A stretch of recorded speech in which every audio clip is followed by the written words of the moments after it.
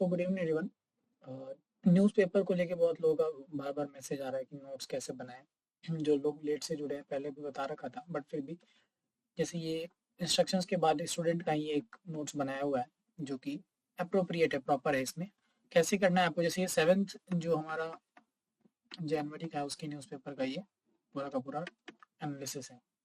जैसे कि उसमें आपने एक न्यूज़ देखा कि तमिलनाडु के गवर्नर ने बीच एड्रेस को छोड़कर निकल गए वो, क्योंकि नेशनल एंथम का उनके अकॉर्डिंग डिसरिस्पेक्ट हुआ तमिलनाडु में। तो यहाँ पर प्रीलिम्स के लिए जो भी इम्पोर्टेंट है, तो आपको मालूम है कि जो ग्रीन कलर से हाईलाइट,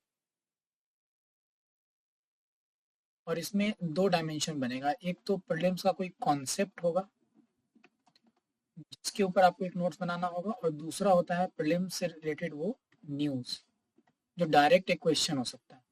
ठीक है ना, जैसे एक इस पर्टिकुलर पॉइंट में आप क्या देखोगे कि एक डायरेक्ट क्या न्यूज़ हो सकता है कि तमिलनाडु का स्टेट एंथम क्या है, तो थाई वजह होगी, आप एक डायरेक्ट क्वेश्चन हो गया पीटी के लिए। और दूसरा कॉन्सेप्ट कि नेशनल एंथम को लेकर क्या प्रोविजन और क्या गाइडलाइंस हैं, वो चीज। तो इसमें देखिए आप प्रीलिम्स के पॉइंट ऑफ व्यू से गवर्नर तमिलनाडु का state anthem, national anthem code जो है वो क्या कहता है, फिर प्रोविजन अगर हम देखेंगे तो एक कानून है prevention of insult to national honour act, जिसमें 3 साल तक के लिए जेल टर्म भी अगर आप डिसरेस्पेक्ट करते हो नेशनल एंथम को या किसी को रोकते हो ऐसा गाने से, तो ठीक है ना। और संविधान में आर्टिकल 51A फंडामेंटल ड्यूटी में जो पहला ही आर्टिकल है 51A फर्स्ट जो है, तो वो क्या कहता है कि आपको नेशनल फ्लैग को रिस्पेक्ट करना है। तो ये सारा का सारा इसके बारे में पॉइंट कवर हो गया। ठीक है, अगला आपको एक जो इमेज वाले न्यूज़पेपर में चीजें रहती हैं, जैसे कि वेम्बनाड लेक उस दिन एक इमेज में आपको दिख रहा होगा, तो वेम्बनाड लेक के बारे में कुछ इन्फॉर्मेशन आप कलेक्ट कर लोगे, क्योंकि जो भी वाटर बॉडीज वगैरह न्यूज में रहती है वही क्वेश्चन में भी आता है आपको। तो ये इंडिया का लॉन्गेस्ट लेक है, केरला का लार्जेस्ट लेक है, 3 डिस्ट्रिक्ट में टोटल स्प्रेड है ये तीनों डिस्ट्रिक्ट हो गया। प्लस ये रामसार वेटलैंड साइट के अंदर भी आता है, तो उसके अंदर भी आप समझ लेंगे। और फिशरीज के लिए फेमस है, and Nehru trophy boat race जो है वो इस लेक के ऊपर होता है। तो ये सारा इन्फॉर्मेशन यहाँ से आपको मिल गया इसके बारे में। अगला कोलेजियम सिस्टम को लेकर, तो समझना क्या आपको कि जैसे कोलेजियम सिस्टम है, तो यहाँ पे जो ये नोट्स का प्रिपरेशन हुआ है, ये नोट्स प्रिपरेशन हुआ है कॉन्सेप्ट के लिए, यानी कि इससे हमने क्या निकाला, कॉन्सेप्ट कोलेजियम सिस्टम है क्या, और इसमें कितने जजेस हैं, कब आया था, तो सेकंड जजेस केस से आया था। कंसल्टेशन का मतलब कंकरेंस हुआ, ठीक है। इसको रिप्लेस करने के लिए एनजेसी लाया गया, बट वापस से 4 जजेस केस में कोलेजियम सिस्टम रिस्टोर हो गया। तो ये एक हो गया कि उस टॉपिक से आपने कॉन्सेप्ट निकाल लिया। और जब येलो कलर में जो भी चीजें हाईलाइट होती है,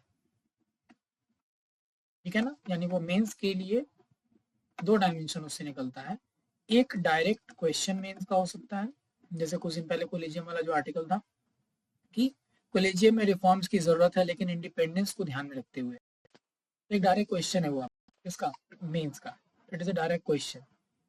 देन अगर हम लोग बात करेंगे विद रिस्पेक्ट टू कि पॉइंट्स, मेंस के पॉइंट्स के पॉइंट ऑफ व्यू से अगर आप समझेंगे, तो वहां आपको क्या देखने को मिलेगा कि एक मेंस के क्वेश्चन का पॉइंट वहां से आप निकाल सकते हो। जैसे कोई कोई आर्टिकल से कुछ इंपॉर्टेंट आप डेटा निकाल सकते हैं अपने मेंस के पॉइंट ऑफ व्यू से।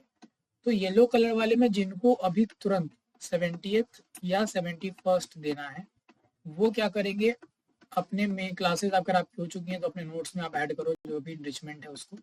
जिनको अभी समय है देने में, जिनका मेंस क्लास नहीं हुआ है, वो अभी आप क्या कीजिए, एडिटोरियल को बस कट करके रख लीजिए अपने पास, और उसको क्या करना है, उसको आपको बाद में जब मेंस की क्लासेस होंगी तब उसको यूज करना है। ठीक है, तो अभी कोलेजियम सिस्टम का आपने कॉन्सेप्ट यहाँ पे लिख लिया, पूरा का पूरा कॉन्सेप्ट, ठीक है, आर्टिकल वगैरह सब कुछ है।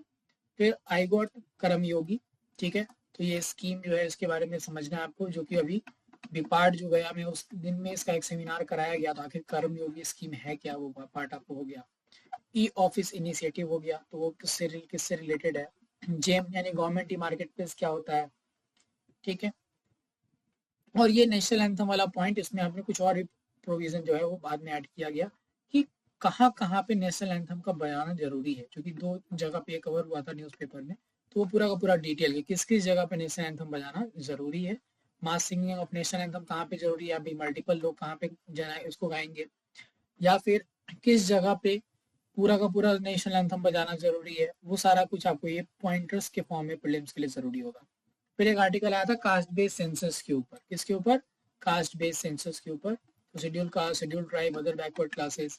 तो इसमें डेटा जो हो गया, तो पहले संवैधानिक प्रोविजन बैकवर्ड क्लासेस के लिए कहाँ कहाँ दिया हुआ है, और उसके बाद कुछ बैकग्राउंड में अगर आप देखेंगे तो मंडल कमीशन जिसने एक सर्वे कराया था और 27% रिजर्वेशन सजेस्ट किया था ओबीसी के लिए, ठीक है, वो वाला पार्ट हमको यहाँ पे देखने को मिलेगा। और फिर यहाँ पर इसी कास्ट बेस्ड सेंसस के बेसिस पे आपको देखना है कि बिहार स्पेसिफिक